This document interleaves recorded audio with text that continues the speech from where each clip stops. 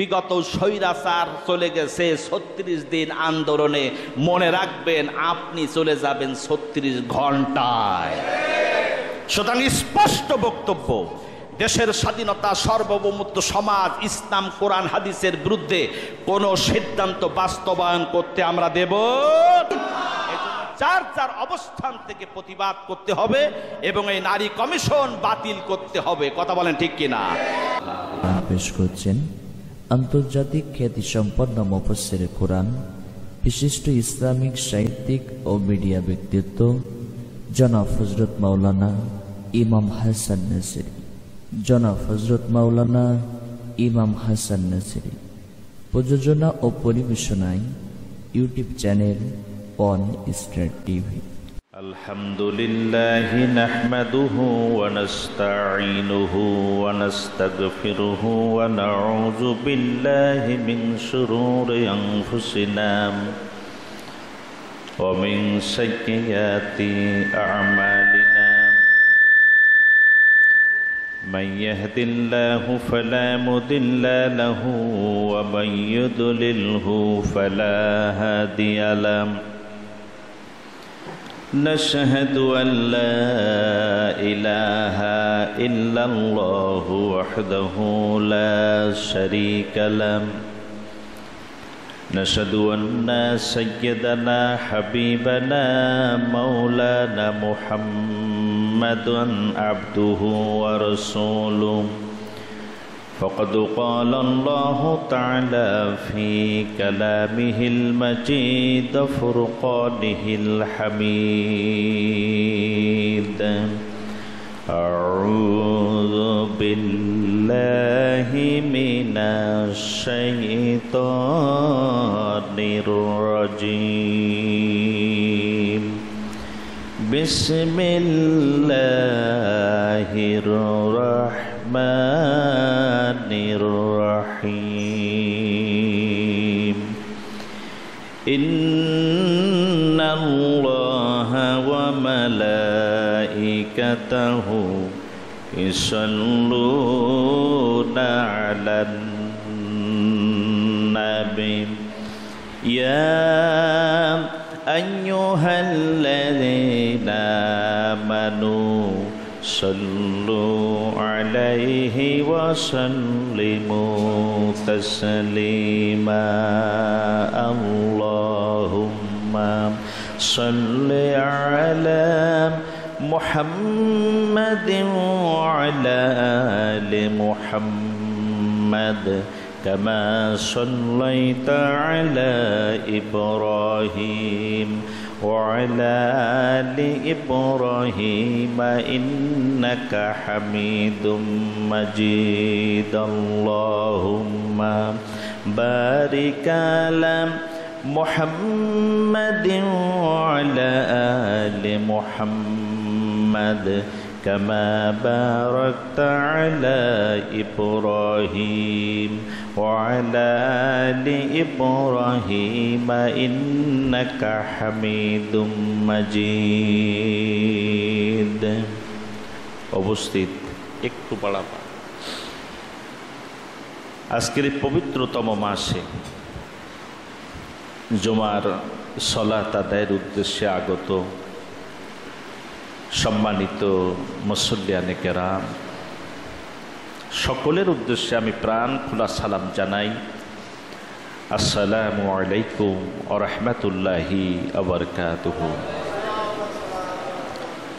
শুকরিয়া সেই মহান মালিকের দরবারে যিনি ঝঞ্ঝা বিক্ষুব্ধ এই পৃথিবী, খোদা নিপীড়ন, যুদ্ধ বিগ্রহ দিয়ে গোটা পৃথিবী যখন অশান্তির দাবানলে দাও দাও করে জ্বলছে,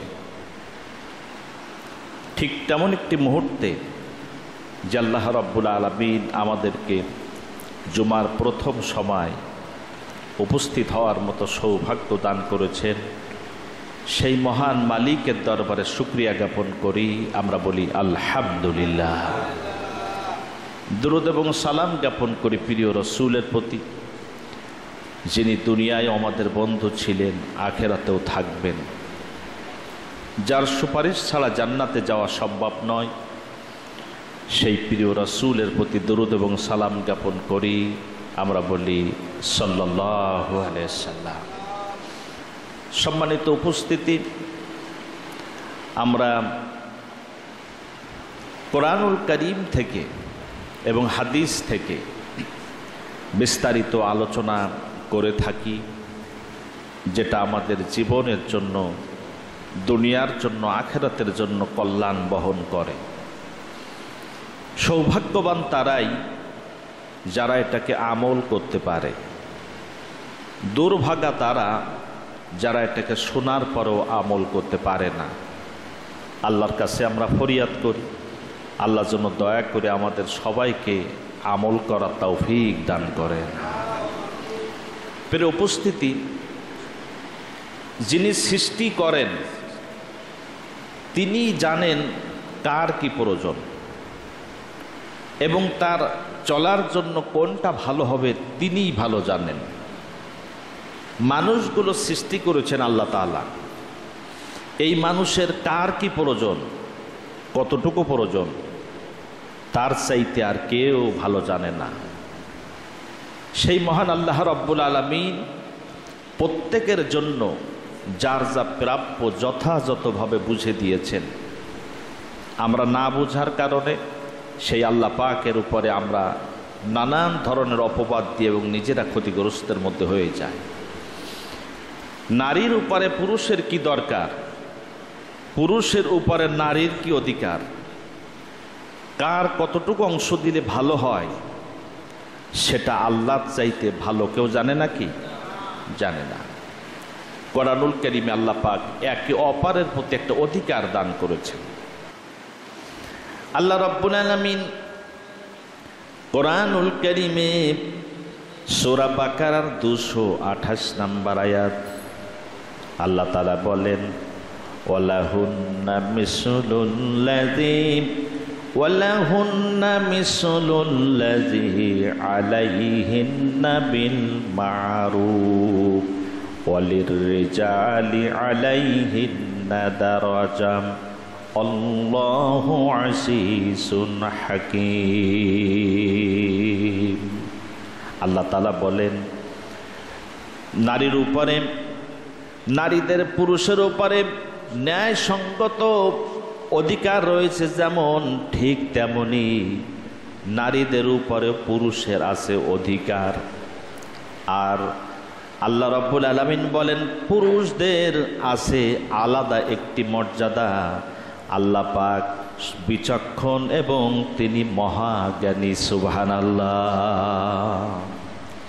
আল্লাহ পাক বলছেন, ওয়ালাহুন্না মিসলুল্লাযী আলাইহিন্না বিল মা'রুফ, ওয়ালাহুন্না মিসলুল্লাযী আলাইহিন্না বিল মা'রুফ ওয়ালিররিজালি আলাইহিন্না দারাজা আল্লাহু আজিজুন হাকীম।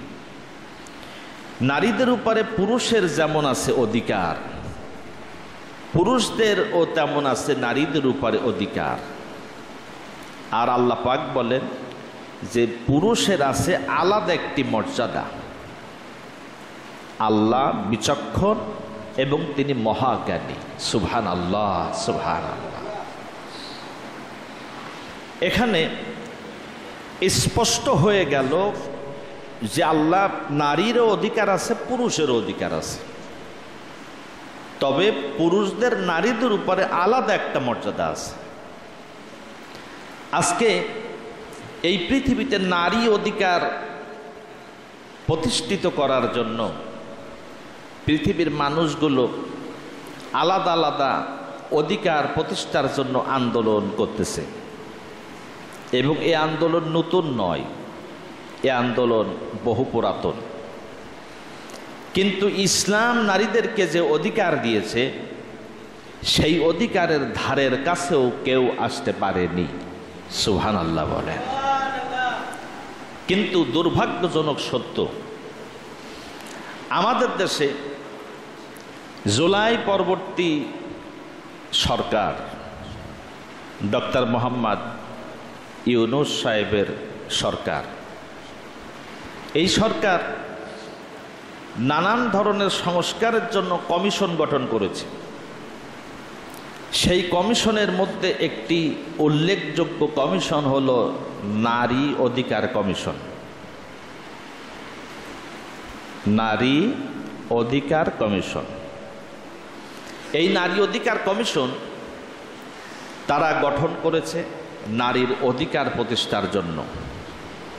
বিষয়টি শুনতে ভালো যে নারী অধিকার কমিশন, এটা তো ভালোই, নারীর অধিকার প্রতিষ্ঠিত হয়ে যাবে। কিন্তু এই নারীর অধিকার প্রতিষ্ঠা করার কমিশন যাদের দ্বারা গঠিত হয়েছে এরা কেউ ইসলামের বন্ধু না, এরা কেউ ইসলামের বন্ধু না। ওইটা বন্ধ করে দেন, দরকার নাই। নারী অধিকার কমিশন গঠন হয়েছে, সেই কমিশনের 10 সদস্য বিশিষ্ট নারী, তারা একটা নারীর অধিকার প্রতিষ্ঠার জন্য 303 পৃষ্ঠার একটি রিপোর্ট সুপারিশমালা সরকারের কাছে পেশ করেছে। 19 এপ্রিল সেই রিপোর্টটা তারা সরকারের কাছে হস্তান্তর করেছে। সেই রিপোর্ট এবং এই কমিশন উভয়ে ইসলাম বিদ্বেষী মনোভাব নিয়ে ইসলাম এবং কোরআনের বিরুদ্ধে একটা দৃঢ় অবস্থান তারা গ্রহণ করেছে। দুঃখজনকভাবেও সত্য, জুলাই পরবর্তী একটি কমিশন গঠন হলো নারী অধিকার কমিশন। এই কমিশন যাদের দ্বারা গঠিত হলো নারীদের প্রতিনিধি, তাহলে উচিত ছিল এদেশের ধর্মপ্রাণ মুসলিম নারীদের যারা প্রতিনিধিত্ব করে সেই ধরনের স্কলারদেরকে নিয়ে কমিশন গঠন করা। কিন্তু কমিশনের প্রধান থেকে শুরু করে যে 10 জন, তাদের চেহারা দেখলে মধ্যে কি আছে আল্লাহ ভালো জানে, কিন্তু তাদের চেহারা দেখলে তারা কি নারী না পুরুষ না হিজড়া বোঝার কোনো কায়দা নেই। মুসলিম নারীদের এদেশের সংখ্যাগরিষ্ঠ মুসলিম নারী, তাহলে তাদের কমিশন গঠন করা উচিত ছিল যে মুসলিমদের প্রতিনিধিত্ব করে এমন নারীদেরকে নিয়ে, তার মধ্যে একটাও ইসলামী চিন্তাবিদ, ইসলামী স্কলার কোনো নারীদেরকে ঠাঁই দেওয়া হয়নি। এবং এরা এই যে কমিশন, এই কমিশন এরা পাশ্চাত্যের ভ্যাকসিনে পুষ্ট, পাশ্চাত্যের ভ্যাকসিনে পুষ্ট। এরা কৌশলে সুকৌশলে কোরআনের বিরুদ্ধে অবস্থান গ্রহণ করেছে। অথচ কোরআনুল কারীম প্রত্যেকের যার যা ন্যায্য অধিকার আল্লাহ রাব্বুল আলামিন এখান থেকে 1450 বছর আগে সেটা দান করে দিয়েছেন। সুবহানাল্লাহ। আমাদেরকে চোখ কান খুলে এবং বিচক্ষণতার সাথে আমাদেরকে ভাবতে হবে যে আমরা যাচ্ছি কোথায়। এদের যারা চালাচ্ছে এবং এই যে সমস্ত কমিশন নাম করে যারা এখানে দাঁড় হয়েছে, তারা কোথায় নিয়ে যাচ্ছে, আমাদেরকে নিয়ে যেতে চাচ্ছে, এটা আমাদের সবারই চোখ কান খোলা রেখে বুঝতে হবে। দেখুন, নারী কমিশন যে রিপোর্ট পেশ করেছে তার প্রায় প্রত্যেকগুলাই হলো আপত্তিকর, কিন্তু বিশেষ বিশেষ যেগুলা সেগুলো আমরা সামনে নিয়ে আসব। নারী কমিশনার রিপোর্টে 11 অধ্যায়ের 3-1 ক অনুচ্ছেদ, এখানে বলা হচ্ছে নারীদের সম্পত্তির সমান উত্তরাধিকার নিশ্চিত করতে মুসলিম ও হিন্দু উত্তরাধিকার আইন সংশোধন জরুরি। আবার খেয়াল করেন, নারীর সম্পত্তির সমান উত্তরাধিকার নিশ্চিত করতে মুসলিম ও হিন্দু উত্তরাধিকার আইন সংশোধন করা জরুরি। হিন্দু আইন কি আছে সেটা তারাই ভালো জানে, কিন্তু মুসলিম উত্তরাধিকার আইন এটা কি কোনো মানুষ বানিয়েছে না আল্লাহর দেওয়া? সবাই উত্তর দিলেন না কেন? কার দেওয়া? আল্লাহর দেওয়া। তাই এখানে আইনকে, মুসলিম আইনকে সংশোধন করতে বলতেছে, তার মানে কার আইন সংশোধন? আল্লাহর। কত বড় স্পর্ধা এদের, কত বড় দুঃসাহস এদের। এবং আরেকটা দেখেন, ষষ্ঠ অধ্যায়ের 3:1 ক অনুচ্ছেদে বলা হচ্ছে, বিবাহ ও বিবাহ বিচ্ছেদ, স্ত্রী ও সন্তানদের ভরণ পোষণ, দেনমোহর, উত্তরাধিকার, অভিভাবকত্ব ও নাগরিকত্ব আইনে নারী ও পুরুষের সমান অধিকার নিশ্চিত করা তথা ইসলামী আইনে থাকা নারী পুরুষের বৈষম্য দূরীকরণ করতে হবে। ইসলামী আইনে থাকা নারী পুরুষের বৈষম্য আইন দূর করতে হবে, সমান অধিকার পেশ করতে হবে। এবার আসুন, ইসলাম কি করেছে? কোরআনুল কারীম যে অধিকারগুলো যাকেই দেয়, যে যেটা প্রাপ্য যোগ্যতার দিক থেকে তাকে সেটা দেয়। খুব খেয়াল করে প্রত্যেকটি শব্দ খেয়াল করবেন। সৃষ্টিগতভাবে আল্লাহ রাব্বুল আলামিন নারী আর পুরুষকে একরকম করে সৃষ্টি করেননি। আল্লাহ নারী আর পুরুষকে একরকম করে তৈরি করেননি। কারোর কোনো একটা সাইটে যোগ্যতা বেশি দিয়েছেন, কারোর কোনো একটা সাইটে যোগ্যতা একটু কমায় দিয়ে অন্য দিক থেকে বাড়াইছেন। এখন আল্লাহর সৃষ্টি যদি আপনি মানতে না চান, সিদ্ধান্ত দুটি, যে আপনি আল্লাহকে স্রষ্টা হিসেবে মানেন কি না, 1। 2 নম্বর, যদি না মানেন তাহলে আপনার করণীয় কি?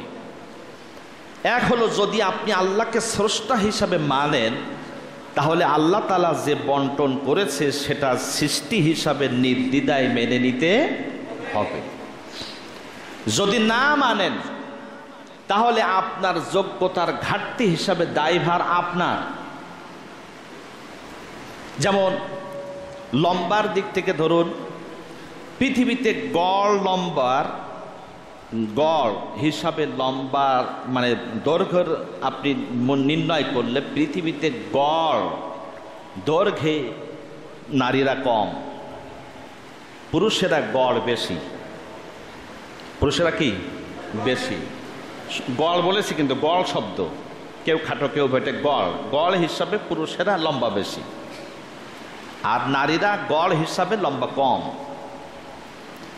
শক্তির দিক থেকে নারীদের শক্তির তুলনায় গড় পুরুষের শক্তি আল্লাহ তাআলা বেশি দিয়েছেন।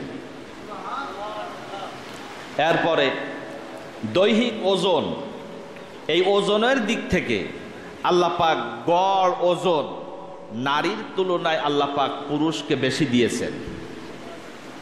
তাও সুবহানাল্লাহ বললেন না? অনেকে মনে করতেছেন যে আমরা চিকন হওয়ার জন্য চেষ্টা করতেছি, আর আমাদের বেশি বানাচ্ছে। বুদ্ধির দিক থেকে, বিচক্ষণতার দিক থেকে আল্লাহ তাআলা নারীর তুলনায় পুরুষকে বেশি দিয়েছেন। সুবহানাল্লাহ। এখন যোগ্যতা অনুযায়ী আল্লাহ তাআলা দিয়েছেন বন্টনমালা।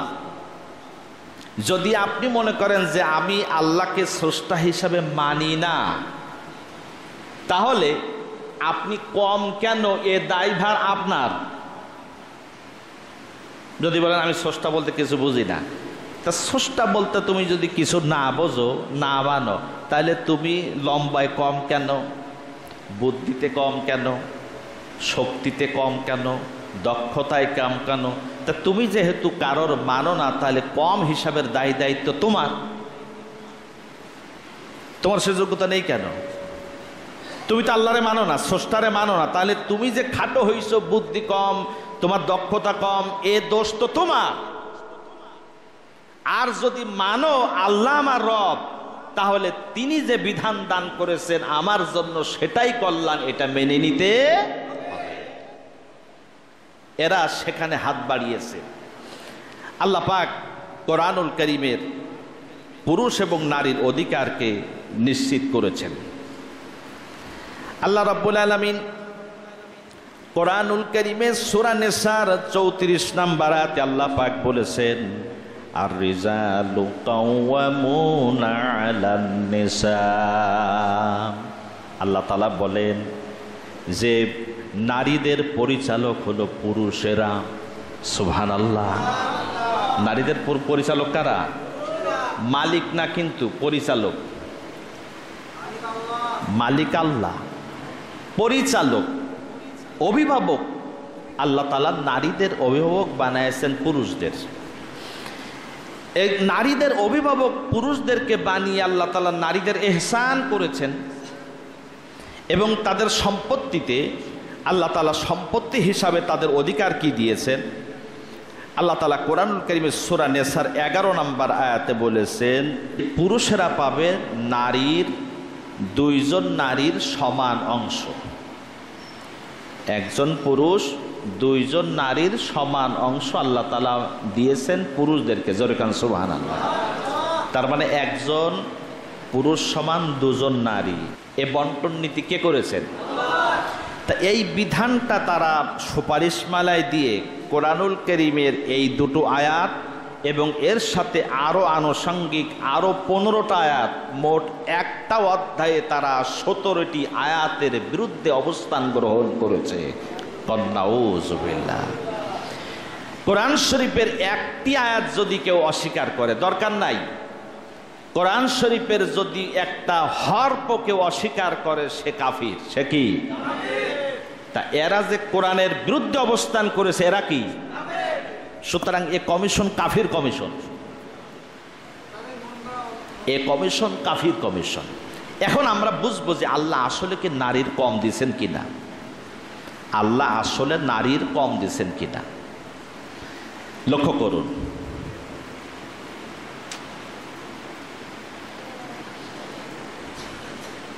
আল্লাহ তাআলা নারীর যে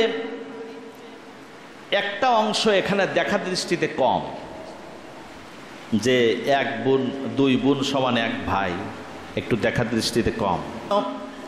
লক্ষ্য করতে হবে যে আল্লাহ তাআলা আসলে নারীর কম দিয়েছেন কিনা। পিতার সম্পত্তিতে যে একটা অংশ স্বাভাবিকভাবে কম বোঝা গেল, যে 2 বোন সমান 1 ভাই, এই যে একটা অংশ একটু কম বোঝা গেল, আল্লাহ তাআলা এর ঘাটতিটা অন্য জায়গায় পূরণ করে দিয়েছেন। স্বামীর সম্পত্তিতে আল্লাহ তাআলা নারীর অর্থাৎ স্ত্রীর অধিকার দান করেছেন। সুবহানাল্লাহ।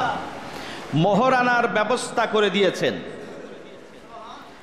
ভাইয়ের সম্পত্তিতে প্রেক্ষাপট অনুযায়ী অংশ দিয়েছেন, মায়ের সম্পত্তিতে অংশ দিয়েছেন, ছেলের সম্পত্তিতে অংশ দিয়েছেন।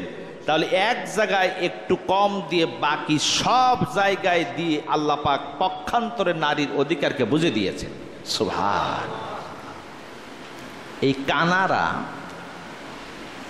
এরা চৈতি শগুন আর লেজ কাটা খাটাস, চোখে দেখতে পায় না।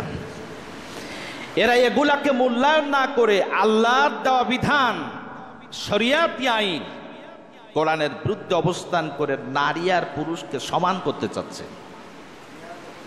যদি সমান হয়, ধরে নিলাম যদি সমান করা হয়, ভাইও পাবে যা, বোনও পাবে তাই। যদি তাই পায়, বোনের বিয়ে হয়ে যাওয়ার পরে বোন যাবে স্বামীর বাড়ির, পিতা মাতা এই ছেলে টানবে কেন বলেন আপনি? বোনের বিয়ে হয়ে যাওয়ার পর বোন চলে যাবে স্বামীর বাড়ি, তার অংশ নিয়ে চলে যাবে। তাহলে এই ভাই সে তার পিতা মাতাকে টানবে কেন? এই যে পিতা মাতাকে টানতে হচ্ছে, তার রোগ দোষ সুখ দুঃখ সব আত্মীয় স্বজনের সব বোঝা একটা ছেলের ঘাড়ে। এইটুকু যদি না দেয় তাহলে আল্লাহ পাক আহকামুল হাকিমিন হতেন না।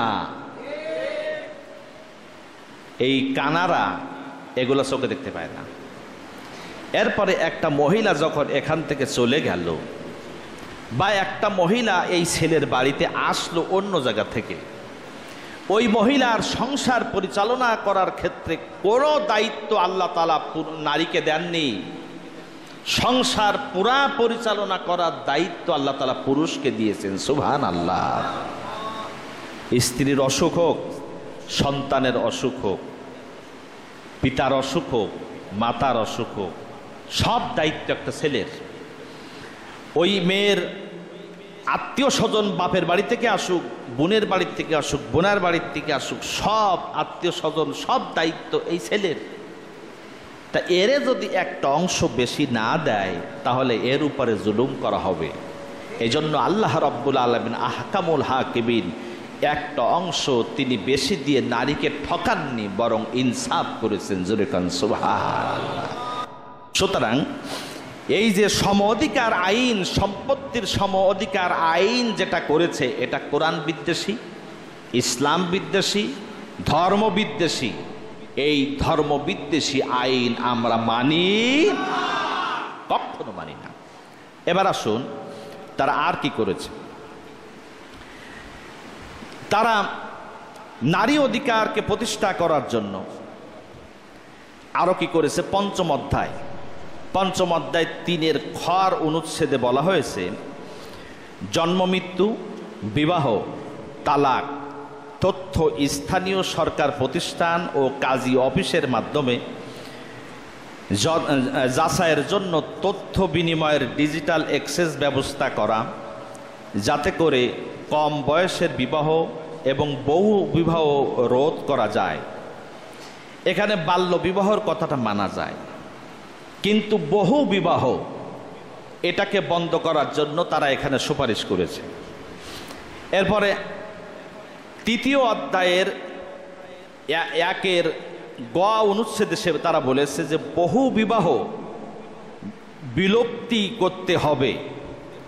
বহু বিবাহ ওখানে স্পষ্ট করে বলেছে বহু বিবাহ বিলুপ্তি করতে হবে, এর জন্য ইসলামী আইন সংশোধন করতে হবে। নাউজুবিল্লাহ বলেন। বহু বিবাহ এক্ষেত্রে বিষয়টি একটা গোলক ধাঁধার মধ্যে রয়েছে। শুনতে ভালো এবং নারীরাও মনে মনে আনন্দ করবে যে কমিশন তো ভালোই, যে বহু বিবাহ বন্ধ করে দিয়েছে, একটা বিবাহই রেখেছে। আপনারা স্পষ্ট হয়ে যান, পৃথিবীতে যত ধর্ম আছে কোন ধর্মে বিবাহের কোনো লিমিট নাই, একমাত্র ইসলামেই বিবাহের ক্ষেত্রে লিমিট আছে। জোরে কান সুবহানাল্লাহ। এই ভারত উপমহাদেশেও এখান থেকে 100 বছর আগে, 150 বছর আগেও কেউ 30টা, 40টা, 50টা, 60টা, 70টা, 80টা, 100 পর্যন্ত বিয়ে করেছে এই ভারত উপমহাদেশে। যদি আপনি প্রমাণ চান, ঈশ্বরচন্দ্র বিদ্যাসাগর তার বাল্য বিবাহ এবং বহু বিবাহ এই 2টা বই পড়ে দেখেন। ঈশ্বরচন্দ্র বিদ্যাসাগরের বহু বিবাহ এবং বাল্য বিবাহ এই 2টো বই পড়ে দেখেন। সেখানে ইতিহাস তিনি তুলে ধরেছেন। এই ভারত উপমহাদেশেও 100 পর্যন্ত মানুষ বিয়ে করেছে। শুধুমাত্র ইসলাম একটি বিবাহের কথা বলেছে এবং 4টি বিবাহ অপশন রেখেছে। ইসলাম কিন্তু 4টি বিবাহের কথা বলেনি। ইসলাম মানুষকে নির্দেশ দান করেছেন একটি বিবাহের জন্য। কয়টি বিবাহ বলেন? একটি। দলিল নেন। কোরআনুল কারীমে আল্লাহ রাব্বুল আলামিন সূরা নিসার 3 নম্বর আয়াতে কি বলছেন দেখেন। আল্লাহ পাক বলেন, ফাঙ্কিহু মা তাবালাকুম মিনান নিসাই মাসনা ওয়া সুলাসা ওয়া রুবা' ফাইন খিফতুম আল্লা তা'দিলু ফাওয়াহিদা। আল্লাহ তাআলা বলেন, যদি তোমরা সমর্থবান থাকো তাহলে তোমরা 2, 3, 4 জন পর্যন্ত বিবাহ করো। আর ওই একই আয়াতে বলছেন ফাইন খিফতুম আল্লা তা'দিলু, যদি তোমরা আশঙ্কা করো যে ইনসাফ প্রতিষ্ঠা করতে পারবে না, ফাওয়াহিদ, তাহলে কয়টা বিবাহ করো? একটা। আল্লাহ অপশন রাখলেন যে 2, 3, 4 পর্যন্ত বিবাহ করতে পারো, কিন্তু যদি ইনসাফ প্রতিষ্ঠা না করতে পারো, যেমন বড় বড় যদি 5 লাখ টাকা দেন মোহর করেন, মেজে বড় 5, সাজে বড় 5, ছোট বড় 5, ওর যদি একটা বাড়ি দেন এরও একটা দিতে হবে, ওর যদি কিছু সম্পদ দেন এরও দিতে হবে, শারীরিক সক্ষমতা যেমন যার যেটার যেমন এটা এগুলোরও তাই দিতে হবে। সব মিলে যদি ইনসাফ প্রতিষ্ঠা করতে পারেন 4টা পর্যন্ত অপশান আছে। এবার দেখেন এখানে শর্ত সাপেক্ষে দিলেন আল্লাহ। এরপরে আরেকটি আয়াত যদি আপনি যান সূরা নেসার 129, সূরা নেসার 129 আল্লাহ তাআলা এখানে স্পষ্টভাবে বলে দিলেন যে তোমরা পারবা না, যদি তোমরা চেষ্টাও করো তাহলে তোমরা ইনসাফ প্রতিষ্ঠা করতে পারবে না। তাহলে অধিক বললেন যদি তোমরা পারো তাহলে ইনসাফ প্রতিষ্ঠা করতে পারো তাহলে বিয়ে করো, যদি না পারো তো একটা। আর এই 129 নম্বর আয়াতে এসে বললেন পারবা, তাহলে বোঝা গেল কি কয়টা? একটা। এবার 4টে অপশান রাখছেন কেন? মনে করেন আপনি বিয়ে করেছেন, আপনার স্ত্রী, আপনার আর বিয়ে করার ইচ্ছা নাই, কিন্তু আপনার স্ত্রী প্যারালাইজড হয়ে গেছে, আপনার স্ত্রী প্যারালাইজড হয়ে গেছে। এখন আপনাকে যদি একটা বিয়ে হয় তাহলে আপনার সংসার, আপনার জীবন পরিচালনা করবে কে করবে? ওই প্যারালাইজড স্ত্রী তো আপনার সংসারের কোনো কাজ করতে পারবে না। আপনার নিজের দেহ থাক, সংসার কি চলবে নাকি? স্ত্রী ছাড়া কি সংসার চলা সহজ? কথা বলে না সহজ?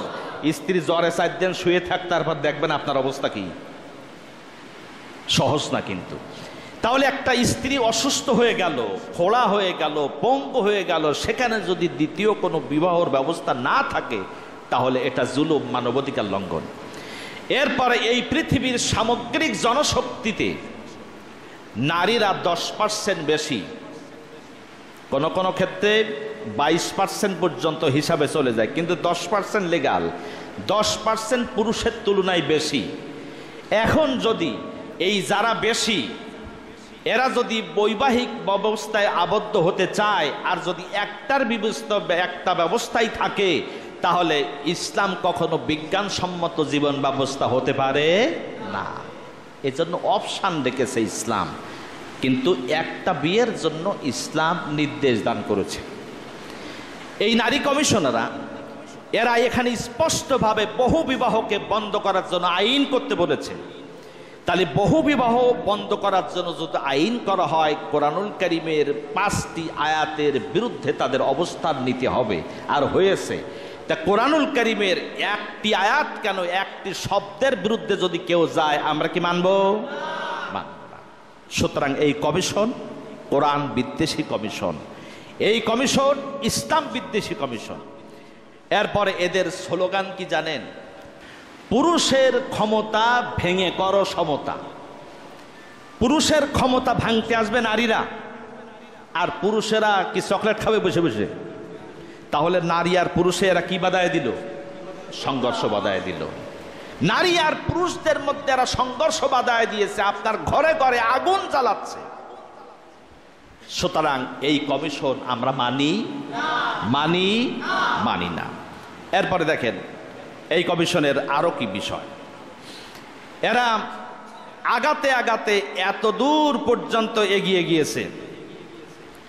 এরা আগাতে আগাতে এদের একটা অনুচ্ছেদই আছে, 4th অধ্যায়ের 4-1 অনুচ্ছেদ।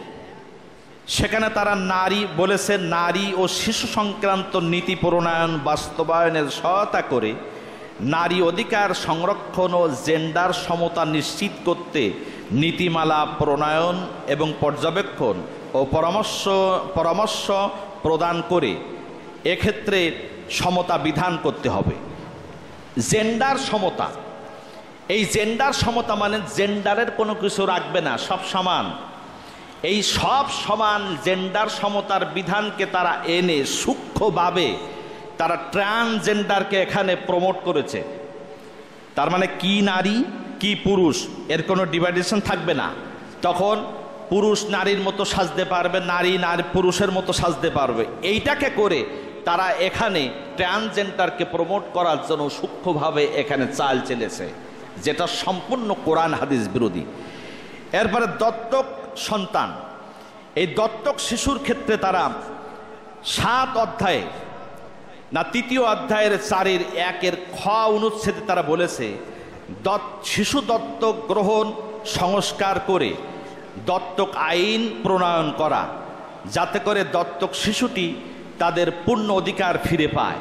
দত্তক শিশু হলো যে যারা নাকি অন্যের শিশু, যাদের কোনো ঠিকানা নাই, তাদেরকে আপনি নিয়ে এসে মালিকানার মধ্যে নিয়ে এসে সন্তানের পুরা দায়িত্ব গ্রহণ করার জন্য আইন করা। এটা যদি হয় তাহলে জারজ সন্তানদেরকে প্রমোট করার জন্য, যে জারজ সন্তান তৈরি হয়ে গেলে তারা যাতে করে কারোর পিতৃ পরিচয়ে চলতে পারে, সেইটার ব্যবস্থা করার জন্য সূক্ষ্মভাবে এই সুপারিশ করা হয়েছে। আমরা এটা মানি না। এরপরে দেখুন আরো বিষয়গুলো হলো যে এরা 10ম অধ্যায়ে উল্লেখ করেছে শরীর আমার, সিদ্ধান্ত আমার। শরীর আমার, সিদ্ধান্ত আমার। নারীর ক্ষেত্রে বলেছে শরীর আমার, সিদ্ধান্ত আমার। এখন শরীর আমার, সিদ্ধান্ত আমার, এটা কোনো মানুষ তো দূরের কথা, কোনো কুত্তারও স্লোগান হইতে পারে না। কারণ কি দেখেন, এরা গাঁজা খাইছে, এটাও ডেট এক্সপায়ার। কারণ হলো আপনি একটা মোটরসাইকেল কিনেছেন, এই মোটরসাইকেল কিনেছেন আপনি, একটা প্রাইভেট কিনেছেন আপনি। এখন আপনি যদি বলেন যে মোটরসাইকেল আমার, সিদ্ধান্ত আমার, প্রাইভেট আমার, সিদ্ধান্ত আমার, বাংলাদেশের আইন হলো বাম পাশে চলা, আপনি মিথ্যা মতো ডান বাম এরকম করে ঘুরবেন, সিগন্যাল দেবেন না, যেখানে সেখানে মোড় নেবেন, যেহেতু গাড়ি আপনার, সিদ্ধান্ত বাড়ি পর্যন্ত পৌঁছাতে পারবেন? বলেন পারবেন? এবং আপনার কারণে আর 10 জন কি বাঁচবে? এখন নারী যদি বলে যে দেহ আমার, সিদ্ধান্ত আমার, এটা যদি পাশ হয় তাহলে গরম লেগেছে, এখন সে ন্যাংটো হয়ে বের হবে। দেহ আমার, সিদ্ধান্ত আমার, আমার ইচ্ছা আমি আমার স্বামীর কাছেও থাকতে পারি, আমার বন্ধুর কাছেও থাকতে পারি, সিদ্ধান্ত আমার। তাই এইভাবে করে যদি নারী তার সিদ্ধান্ত মোতাবেক, দেহ তার, আর ওইভাবে যদি চলে, ও নারী কি বাড়ি পর্যন্ত পৌঁছাতে পারবে? কথা বলেন না কেন? আর ওর কারণে আরো 10টা লোক কি ভালো থাকবে? সুতরাং এই কমিশন কোন সুস্থ মস্তিষ্কের কমিশন।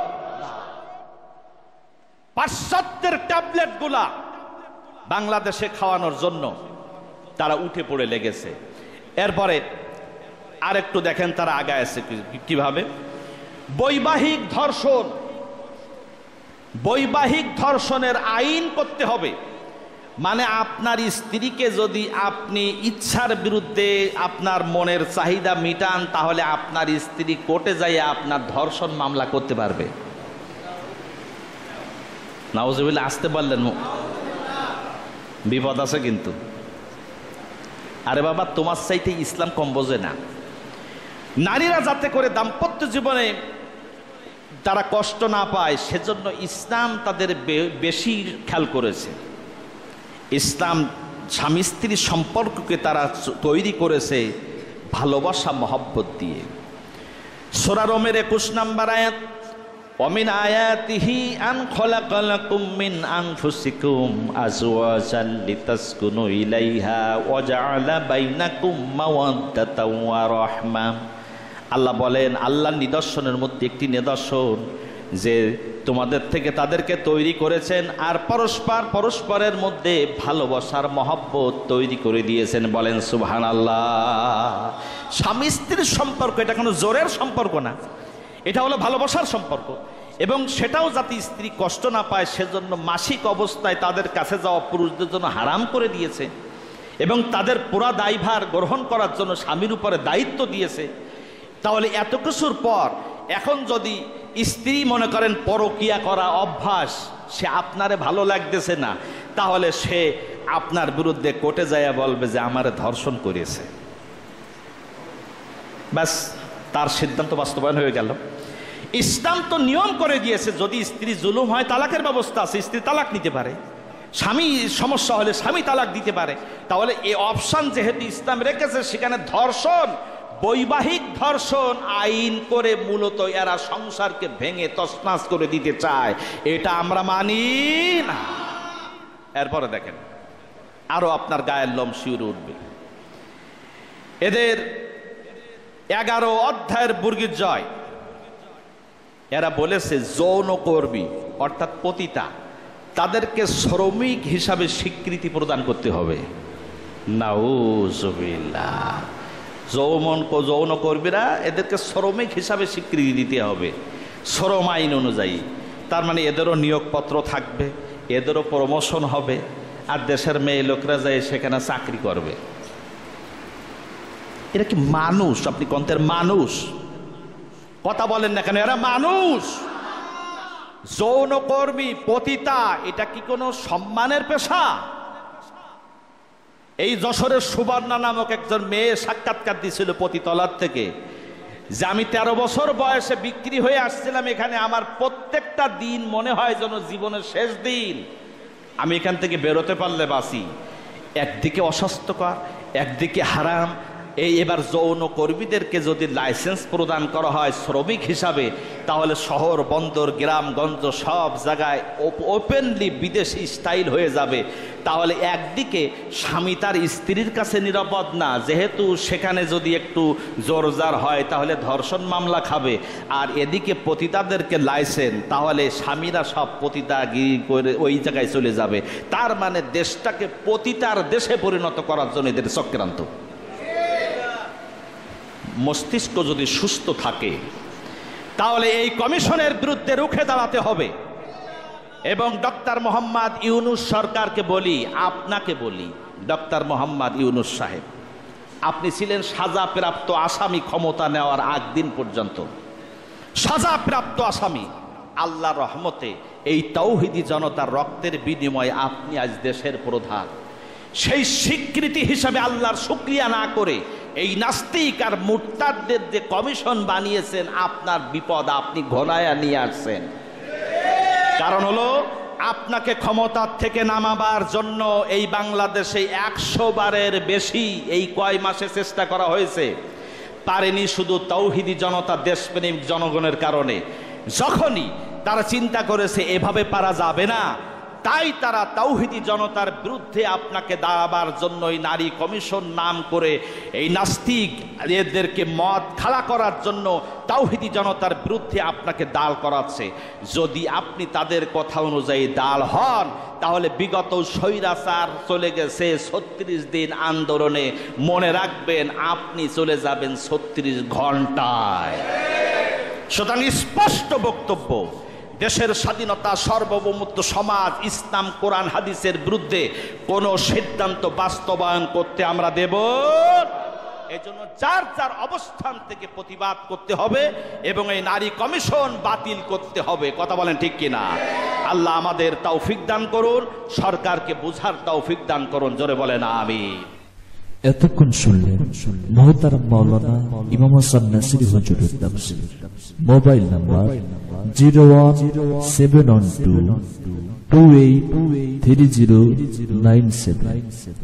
হুজুরের সকল তাফসীরের অডিও ভিডিও সবার আগে পাওয়ার জন্য অন স্টার টিভি চ্যানেলটিকে সাবস্ক্রাইব করে আমাদের সাথেই থাকুন। জাযাকাল্লাহু খাইর।